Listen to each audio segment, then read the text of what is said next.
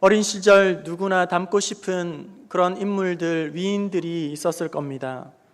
성장 과정에서 나를 이끌어주는 좋은 멘토가 있었다면, 그리고 닮고 싶은 롤 모델이 있다는 것은 참으로 자극이 되고 유익을 주는, 성장하는 과정에서 좋은 자양분 역할을 하게 될 것입니다.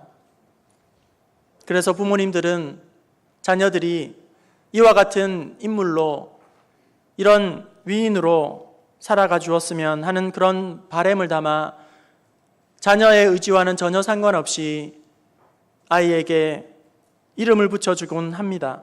그래서 성경의 인물의 이름을 따라 모세, 사무엘, 다니엘, 한나, 다윗, 이런 이름을 붙여주기도 하고, 또 성경 인물 외에도 닮아가고 싶은 그런 위인들의 이름을 붙여주기도 합니다. 우리 교회에는 요한 장로님이 있고, 관순 권사님이 있고, 또 청년부에는 요셉 형제가 있습니다. 아무튼 닮아가고자 하는, 그리고 처럼 살아가고 싶은 그런 소망과 기대가 그 이름에 담겨 있을 것입니다.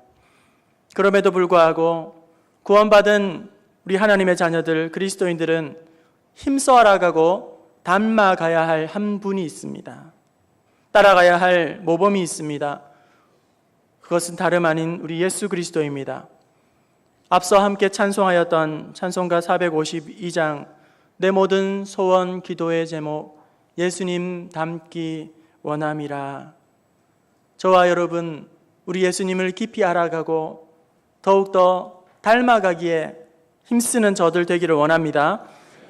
제가 가장 부러워하는 사람은 돈 많은 사람 아닙니다. 돈 많은 사람 잠시 부럽습니다. 돈 없으면 좀 불편하게 살면 됩니다. 제가 가장 부러워하는 사람, 많이 배운 사람, 높은 지위에 있는 사람, 그리고 많은 사람들에게 인정을 받는 사람, 그런 사람 아닙니다. 제가 가장 부러운 사람은 예수님을 닮은 사람입니다. 늘 주님과 동행하고 주님과 함께 풍성함을 누리고, 그리고 삶 속에서 하나님을 경험하는, 많이 닮은 사람, 표정만 봐도 은혜가 되고 위로가 되고 함께 있는 시간이 너무 좋고 더 많은 대화를 나누고 싶고, 그리고 그와 함께 주의 일을 같이 하고 싶은 마음이 간절합니다. 오늘 본문 말씀 빌립보서는 우리가 잘 아는 바와 같이 빌립보 성도들에게 사도 바울이 감옥에서 쓴 편지, 옥중서신입니다. 그리고 빌립보서는 환경적으로는 감옥이라는 차갑고 어두운 그런 고난의 장소에서 온 몸이 단단히 착고에 매여 있는 결박당한 그런 상황에 있음에도 불구하고 기쁨으로, 감사로, 감격으로 그 말씀이 구구절절 전해지고 있습니다. 그런 연유로 성경학자들은 빌립보서를 일컬어 기쁨의 서신이라는 별명을 붙여주었습니다. 또한 빌립보서는 우리가 인생의 목표로 삼고 표대로 삼고 닮아가야 할 예수 그리스도를 기쁨으로 따라가게 만드는, 요청하는 그런 귀한 서신이기도 합니다. 특별히 오늘 본문 말씀 빌립보서 2장에서는 바울이 겸손함과 그리고 헌신에 대해서 말씀하면서 그 본보기로 예수님을 소개하고 있습니다. 5절, 너희 안에 이 마음을 품으라. 곧 그리스도 예수의 마음이니. 오늘 저와 여러분이 이 주님의 마음을 본받기를 원합니다. 5절에서 예수님의 마음을 언급합니다. 그리고 그 예수님의 모범을 품고 살아가야 할 구체적인 내용에 대해서 6절 이하에 우리에게 말씀해 주고 있습니다. 성도 여러분, 우리들은 그리스도인입니다. 그리스도인은 그리스도의 사람입니다. 그리스도인은 그리스도를 따르는 사람들의 무리를 의미합니다. 그리스도인은 예수님을 닮아가고자 열심을 품는 사람, 예수님을 닮아가고자 그렇게 몸부림을 치는 사람이 바로 그리스도인입니다. 오늘 본문 말씀에 그 주님을 어떻게 하면 우리가 따라갈 수 있을까? 어떻게 우리는 닮아가야 하는지 우리에게 말씀해 주고 있습니다. 우리는 어떻게 주님을 닮아가야 할까요? 우리 주님을 어떻게 따라가야 하겠습니까? 6절, 7절 말씀 우리 함께 보겠습니다. 6절, 7절입니다. 시작. 그는 근본 하나님의 본체시나 하나님과 동등됨을 취할 것으로 여기지 아니하시고 오히려 자기를 비워 가지사 사람들과 같이 되셨고, 우리 예수님을 닮은 모습은 주님처럼 나 자신을 비우는 것입니다. 우리 예수님은 근본 하나님의 본체이시지만 하나님과 동등됨을 취하지 아니하시고 라고 기록합니다. 여기에 본체라는 말을 다른 성경에 찾아보면 하나님과 똑같이 높으신 분이시지만 이렇게 기록하고 있습니다. 우리 예수님은 하나님과 똑같이 높으신 분이십니다. 똑같이 그 지위와 신분이 똑같은 분이십니다. 우리 예수님은 권세와 능력이 우리 하나님과 똑같은 분이십니다. 그렇지만 7절에 오히려 자기를 비워 종의 형체가 되사, 종이 되사 사람과 같이 되셨다라고 말씀합니다. 오늘 우리는 이 말씀을 통하여서 자기를 비운다는 것이 정확하게 무엇인지를 우리는 확인하게 됩니다. 우리 예수님을 닮아가는 것이 무엇인지 정확하게 알 수 있습니다. 성도 여러분, 힘이 없어서 지는 것과 힘이 있어도 져주는 것은 다른 것입니다. 힘이 없어서 지는 것은 너무나도 비참하죠. 하지만 힘이 있음에도 불구하고 져주는 것은 다른 것입니다. 자유가 없어서 복종하고 굴종하는 것은 너무나도 가슴 아픈 일입니다. 하지만 자유가 있음에도 불구하고 순종하는 것은 완전히 다른 차원입니다. 우리 예수님은 하나님과 동등하신 분이십니다. 그 권세와 능력이 하나님과 동일하시며 우리 예수님은 크고 위대하신 하나님이십니다. 얼마든지 자기의 능력을 나타내 보일 수가 있습니다. 하지만 그럼에도 불구하고 마땅히 누릴 수 있는 지위와 권세와 능력이 있음에도 불구하고 스스로 자기를 비우십니다. 자기를 내려놓습니다. 본질상 하나님과 본체이시지만 하나님과 동등됨을 취하지 아니하시고 오히려 자기를 비워 종이 되셨습니다. 이처럼 자기를 비우는 것은 나 자신이 얼마든지 누릴 수 있는 권세와 특권이 있음에도 불구하고 그것을 내려놓는 것입니다. 자기를 비우는 것은 얼마든지 가질 수 있고 할 수 있지만, 지위를 가지고 있지만 스스로 포기하는 것, 얼마든지 상석에 앉아서 섬김을 받고 대접을 받을 수 있음에도 불구하고 오히려 스스로 낮아져서 종으로 섬기는 것, 이것이 바로 자기를 비우는 것입니다. 몇 년 전부터 갑질 횡포라는 말이 유행처럼 사람들의 입에 오르내리고 있습니다. 갑질 횡포가 공론화되고 그리고 온 국민들의 지탄을 받게 됨에 있어서 불을 지피게 한 몇 가지 대표적인 사건들이 있는데요. 이런 것들입니다. 라면 상무라든지 막말 우유라든지 장지갑 회장이라든지, 그리고 2015년도 그 정점을 찍은 사건이 발생하게 되었는데 그것이 바로 땅콩 리턴입니다. 땅콩 공주입니다. 이해를 돕기 위해 간단하게 설명을 하면, 라면 상무는 모 대기업의 상무가 비행기에서 가장 좋은 좌석인 퍼스트 클래스에서 라면을 끓여달라고 부탁을 했는데 덜 익은 라면을 끓여왔다 해서 몇 차례 다시금 라면을 끓여오도록 반복시키고 그리고 폭행을 한, 그래서 구설수에 오른 그런 사건입니다.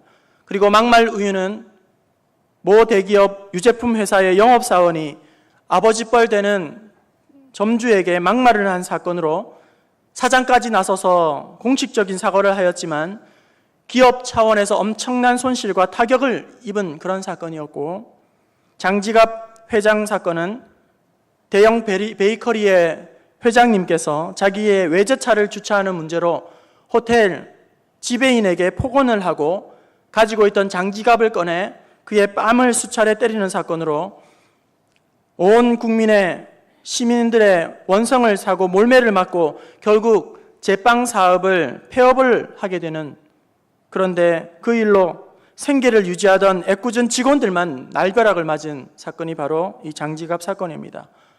그리고 우리가 잘 아는 바대로 땅콩 리턴, 땅콩 공주 사건 너무나도 유명하지 않습니까?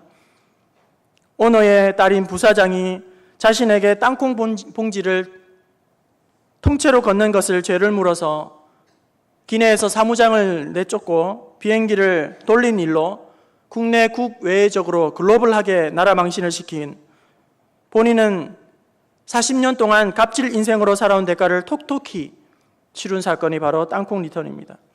혹자는 이렇게 말합니다. 비행기가 추락해서 수백 명의 사상자를 냈던 것보다 더 큰 불길이 휩싸였다. 또 가장 최근에는 모 피자 회사 회장님께서 가맹점 점주에게 갑질을 하는 바람에 사퇴를 하는 일도 벌어졌습니다. 잊을만 하면 또 나오고 잊을만 하면 뻥뻥 터뜨리고 있습니다. 그런데 여러분, 도대체 왜 이러는 것일까요? 도를 지나친 횡포와 몰상식한 행동들, 그리고 굴림하고 윽박을 지르는 도대체 이해할 수 없는 이런 행동을 그들은 왜 이렇게 부끄러움 없이 하고 있는 것일까요? 아론 제임스는 그의 책 그들은 왜 뻔뻔한가, 거기에서 그 이유에 대해서 이렇게 밝히고 있습니다.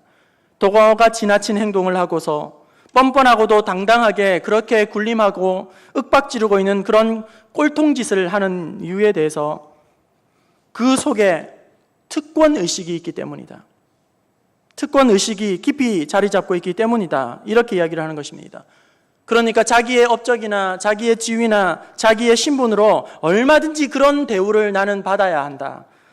당연하게 받아야 한다. 특권을 나는 누릴 수 있는 사람이다. 그런 의식이 깊이 그 마음속에 자리 잡고 있기 때문에 그것이 교만이 되고 오만이 되고 독선이 되어서 그런 마음을 가지고 있는 나머지 새치기를 하거나 그리고 다른 사람의 말을 끊기 같은 그런 사소한 행동으로부터 미국의 필리핀 지배나 이라크 침공, 비행기의 항로를 뒤바꾸는 큰 일까지 부끄러운 일임에도 불구하고 제멋대로 행동하고 말하고 그렇게 저지르게 된다는 것입니다. 다시 말씀으로 돌아와서 성도 여러분, 우리 주님을 따른다는 것은, 닮아가는 것은 자기를 비우는 것이라고 말씀드렸습니다. 자기를 비우는 것은 무엇입니까? 얼마든지 누릴 수 있는 특권 의심까지도 내려놓는 것입니다. 얼마든지 당연하게 여겨지는 그런 것까지 다 내려놓는 것. 얼마든지 가질 수 있지만 가지지 않는 것, 누릴 수 있지만 누리지 않는 것. 힘이 없어서가 아니라 힘이 있지만, 그리고 특권이 있지만 그럼에도 불구하고 내려놓는 것. 그것이 바로 우리 주님을 따르는 참된 제자의 삶이라는 것입니다. 그리고 또한 그런 비우는 것은 또한 무엇입니까? 8절 말씀을 통하여서 우리 주님을 닮아가고 따라가는 것이 무엇인지 다시 한번 재차 우리에게 말씀해 주고 있습니다. 8절 말씀을 같이 한번 읽어보겠습니다. 시작. 사람의 모양으로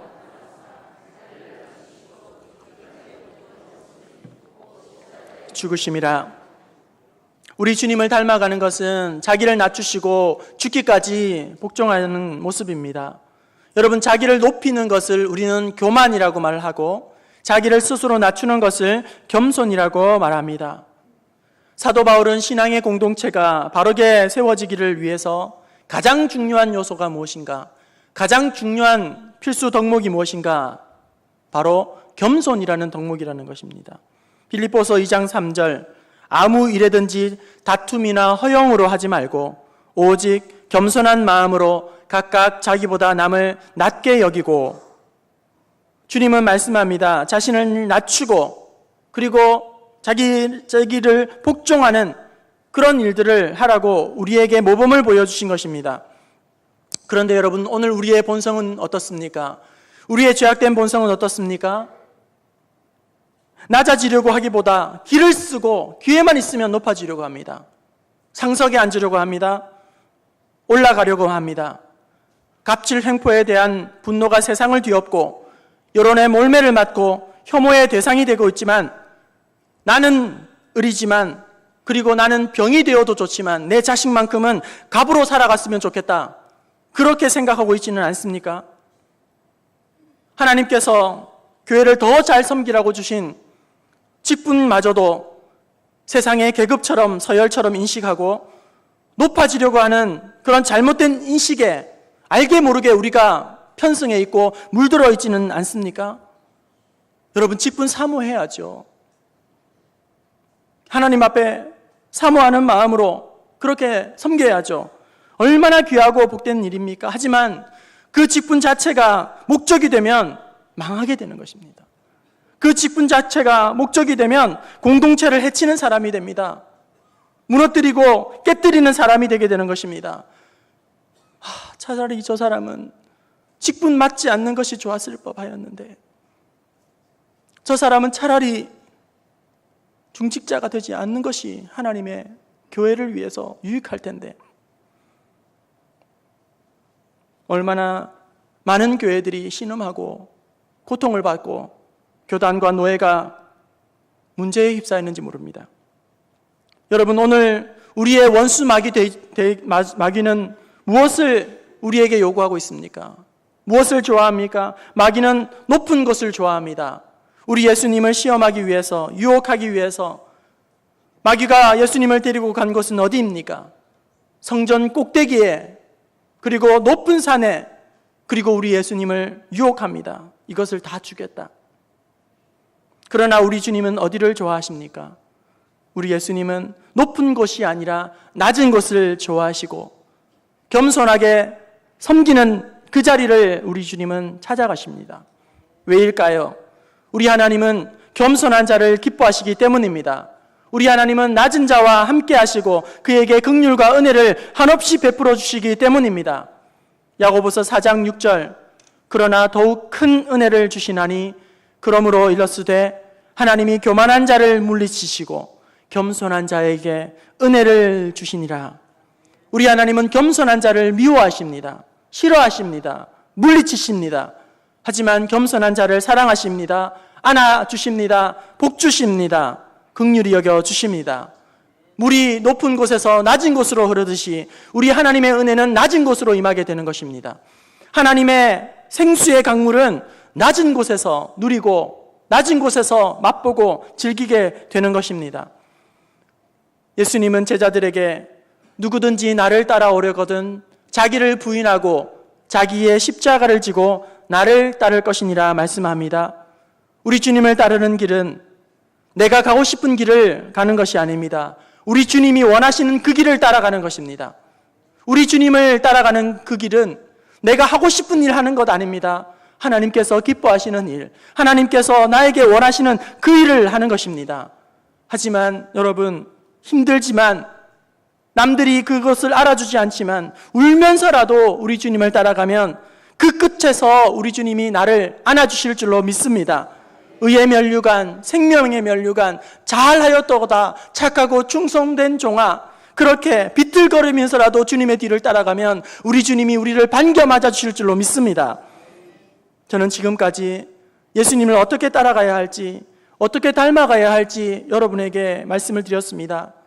여러분, 우리는 어떻게 따라가야 합니까? 우리 주님처럼 우리 자신을 내어놓아야 합니다. 비워야 합니다. 낮아져야 합니다. 겸손해져야 합니다. 우리 주님은 그렇게 살아가셨습니다. 또한 우리를 그렇게 살아가라고 말씀하십니다. 그런데 여러분, 오늘 우리는 어떤 모습으로 살아가고 있습니까? 우리는 어떻게 살아가기 좋아합니까? 먹고 마시며 생각하고 숨쉬고 살아가는 이 시대의 정신, 이 시대가 우리에게 요구하는 것은 무엇입니까? 주님의 모범과는 정반대의 삶을 살아가라고 그렇게 달콤하게 유혹하고 그것을 우리에게 강요하고 있는 것이 오늘 우리의 시대의 정신이며, 오늘 우리는 알게 모르게 그것에 물들어 주님과 전혀 상관없이 주님을 닮은 것이 아니라 청개구리처럼 반대로 행동하고 있는 우리의 모습을 발견하게 됩니다.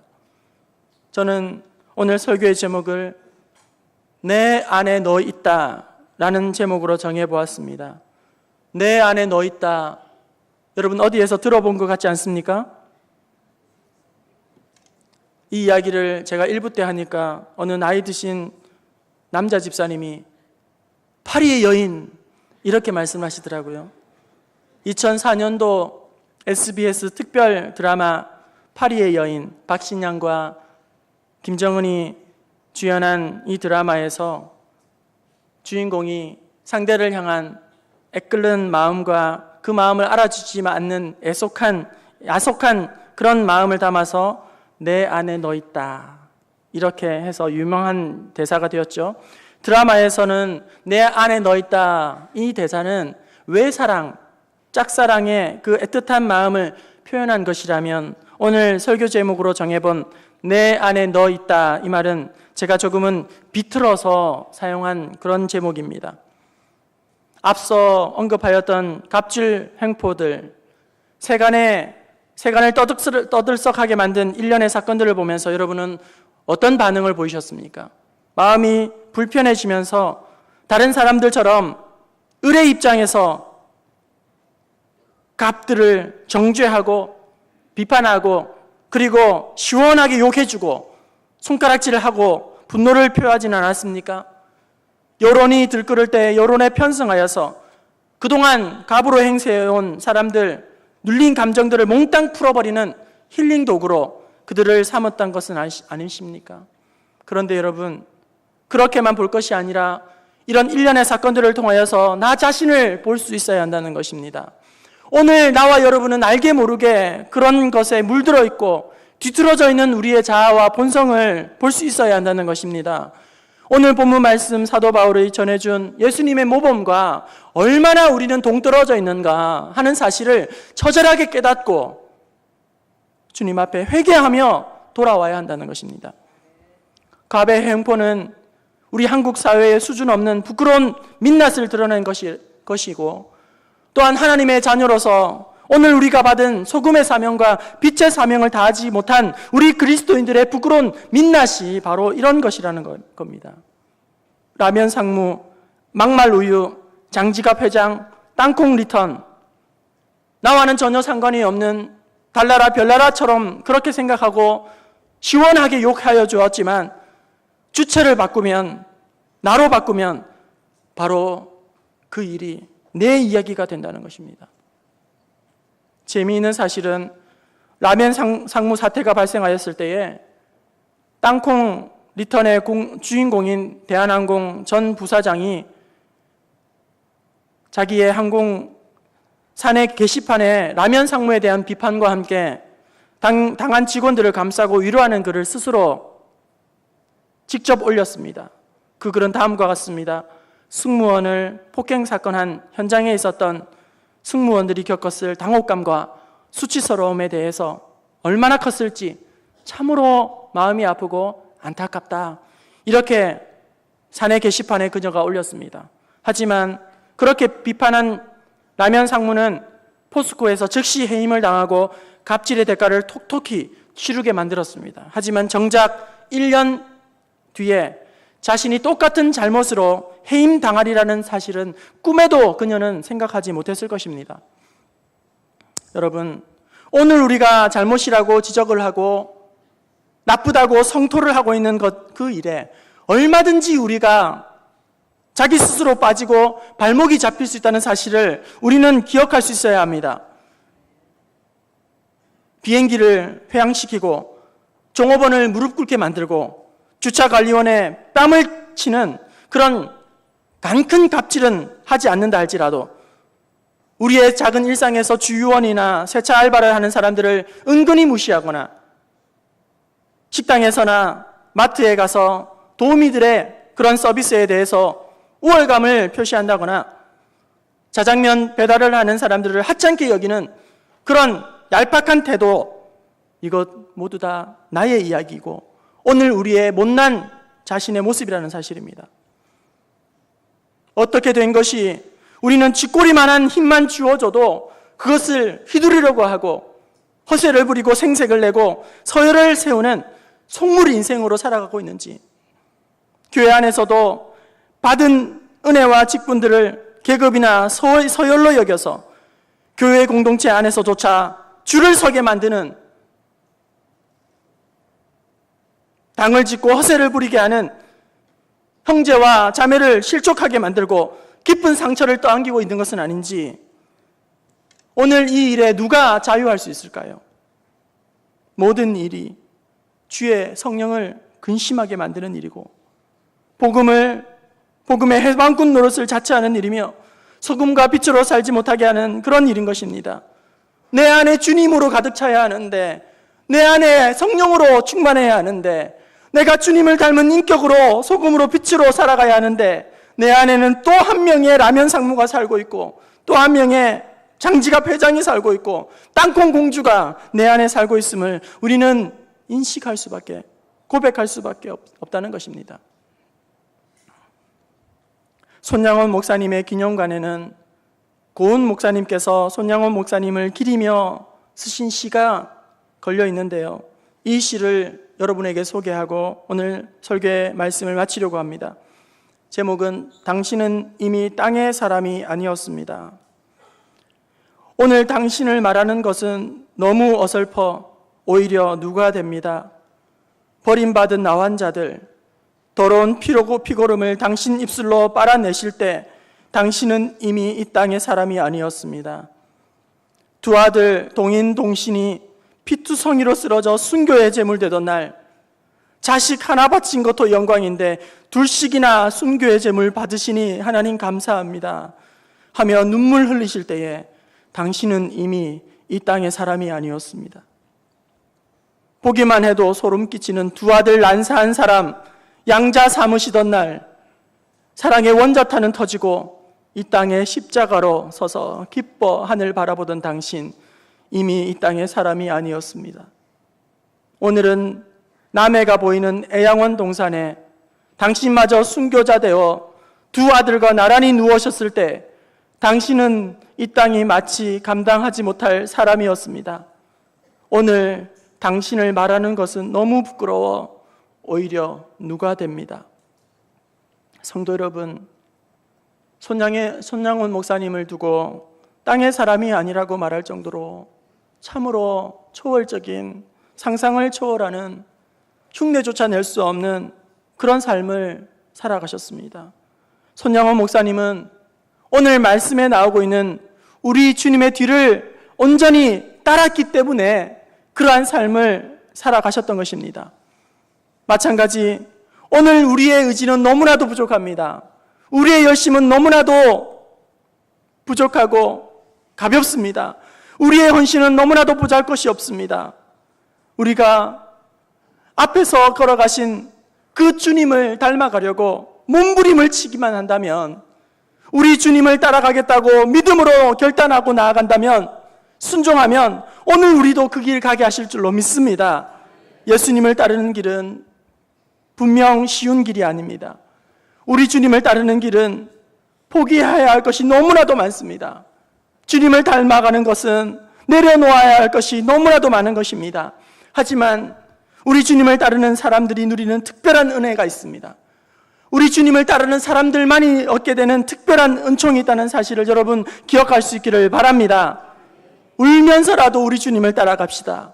울면서라도 주님을 따라가게 되면 세상이 알지 못하는 참된 기쁨과 은혜를 우리가 하나님께서 주실 줄로 믿습니다.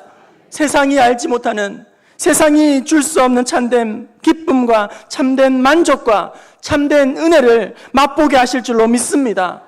주님의 뒤를 믿음으로 닮아가고 따라가는, 그리하여서 우리의 가정이, 우리의 생업의 터전이, 우리의 학업의 현장이 주님을 모시는 작은 천국이 되고자 날마다 주님을 닮아가는 저와 여러분 될 수 있기를 주님의 이름으로 축원합니다.